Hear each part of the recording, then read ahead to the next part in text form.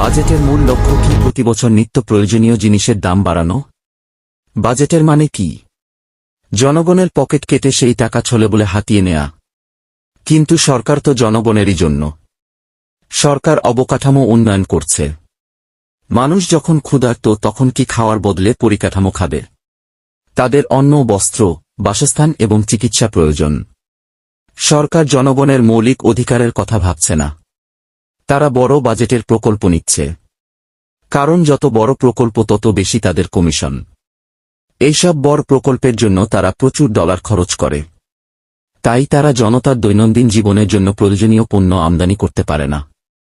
তাই প্রতি বছর বার্ষিক বাজেট ঘোষণার সময় মূল্য বৃদ্ধি পায়। এমন বাজেট দিয়ে লাভ কি?